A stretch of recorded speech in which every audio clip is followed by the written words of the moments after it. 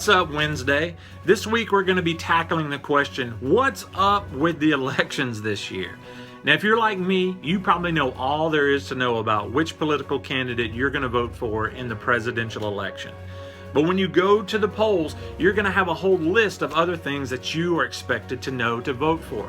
Things like the congressmen, representatives, some constitutional amendments that you're going to be expected to vote for, even public service commissioners. So what we're going to do is look at all of these positions and give you a breakdown of who's running and what they are all about. Today we're going to bring in a ringer, student Stephen Marsalis, to come in and explain some of these constitutional amendments to us. So let's jump right into what's going on. But first, before we get to that point, let me show you a cool app that's going to help you out and better inform you on some things that you need to know.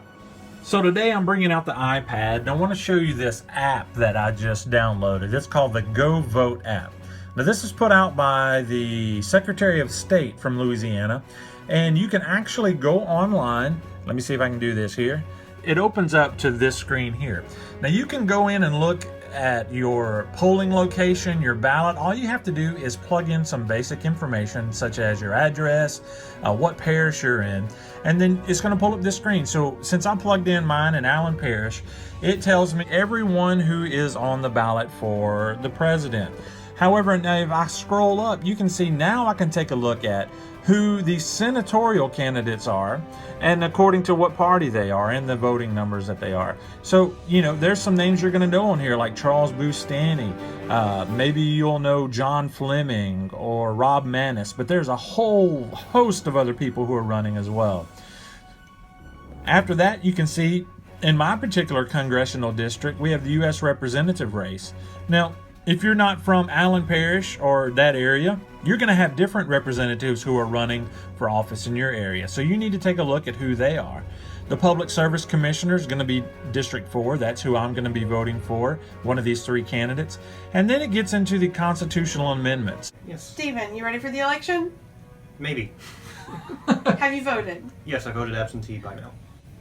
Today we wanted to kind of educate our viewers on What's Up Wednesday on the different offices that we're voting on, and in addition the other things. So first, what are some of the other races that are going to be on the ballot that people need to do some research on? Well, the biggest non-presidential race this year is definitely the U.S. Senate race that we're having. So that's a statewide election. We currently have 24 candidates actually for the U.S. Senate, like 7 Republicans, 9 Democrats, I believe, a couple Libertarians, several third party and no party candidates.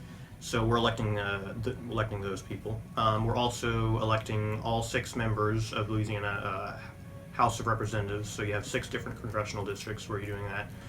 You'll have various local elections, which you can look up on govote.com. And we also have 6 state constitutional amendments on the ballot. You said 24 candidates? Yes, I think the Secretary of State had a hard time figuring out how to place them all on one ballot. So how many actually candidates who have a chance? There's several major Republican candidates: State Treasurer John Kennedy, Congressman Charles Boustany, Congressman John Fleming, Rob Maness, former Colonel Rob Maness, who ran for Senate in 2014. I think the 2 biggest Democratic candidates are Caroline Fayard, who ran for Lieutenant Governor in 2010, and Public Service Commissioner Foster Campbell. How many candidates for the House? I know Congressman Boustany and Congressman Fleming are both vacating their seats since they're running for Senate, so you have no incumbent there. And then all of them, though, are up for re-election as well. I'm almost speechless talking to you because it's so unusual to have a college student who can talk off the top of his head and name the candidates and name what the candidates used to do before they were seeking this office. So it's a breath of fresh air. In addition, we are electing Court of Appeals judges.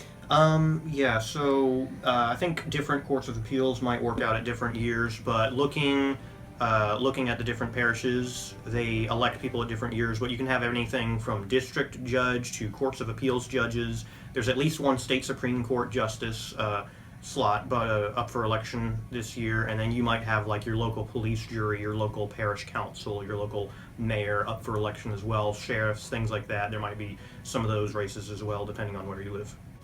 One of the interesting things this year is the number of constitutional amendments we're voting on.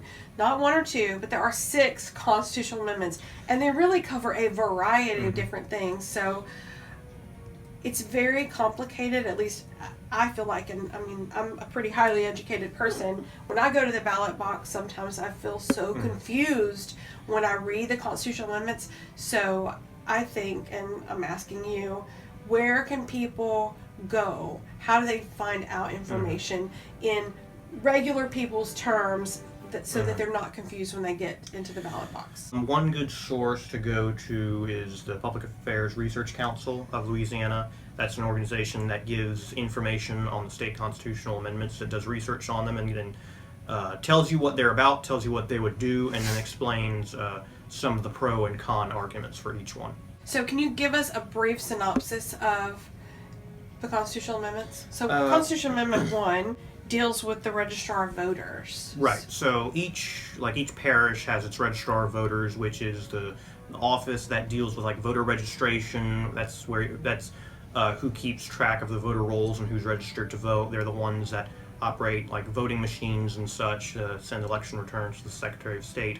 So this constitutional amendment would make it so that the qualifications for working there are to be established by law. So it would require certain educational and work requirements in order to work at a registrar of voters. All right, so the second constitutional amendment, and one that I've seen billboards up around town about, deals with a constitutional amendment to establish tuition, setting of tuition that doesn't require the legislature's approval. So right now, the way it is, Louisiana, the legislature has to vote for any increases in tuition. Louisiana is one of only, I think, 2 states in the United States that currently does this. In most states, the public colleges and universities set their own tuition and fee rates, and they're able to look at the entire situation on their own. So this amendment would simply codify that into the state constitution and make it so that schools like LSU and UL can actually determine what their tuition rates should be without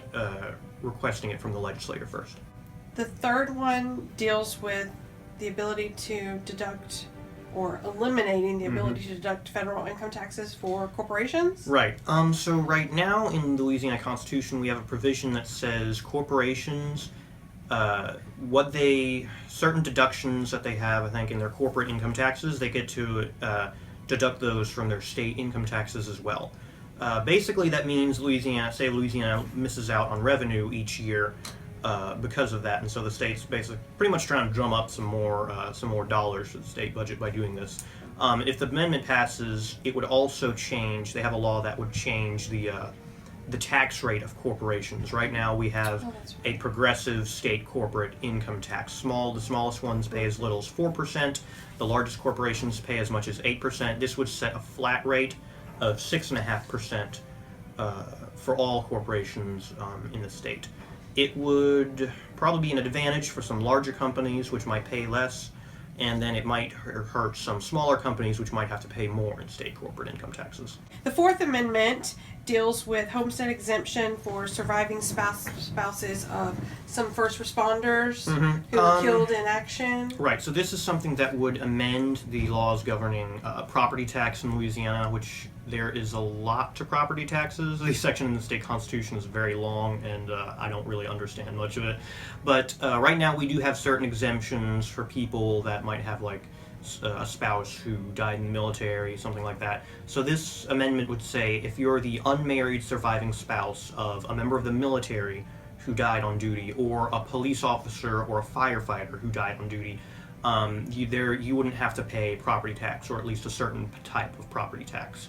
And so they wouldn't have to pay that property tax, on their home, and then they would lose it, however, if they remarried. The fifth one is Revenue Stabilization Trust Fund. Yes or no? And then the sixth one is use of funds to eliminate projected deficits. These two were really complicated to me. Yes, these two are extremely complicated. I'm not sure what they're doing in a state constitution. I think a constitution should be briefer. But we have lots of then there would be less to vote on every year. We have lots of exemptions and things like that, statutory dedications in the state constitution.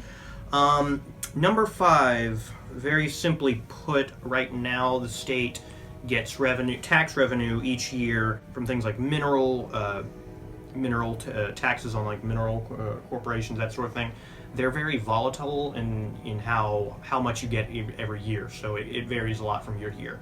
So basically, this amendment would make it to where those aren't used for the general day-to-day expenses of the government, to try to make the state budget a little more stable, so we're not having the fiscal emergencies we have pretty much every legislative session.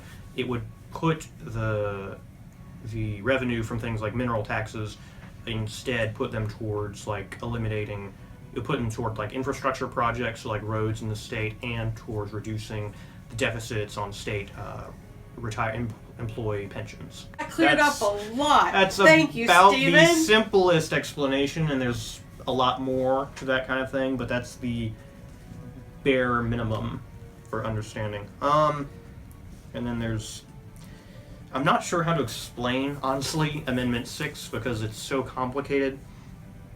Basically, very simply put, we have a lot of statutory dedications in state law and the state constitution that certain programs and projects and departments have to get certain levels of funding, which makes it difficult to make cuts when there's a budget shortfall, which I think there consistently has been for the past 8 years or so, every fiscal year.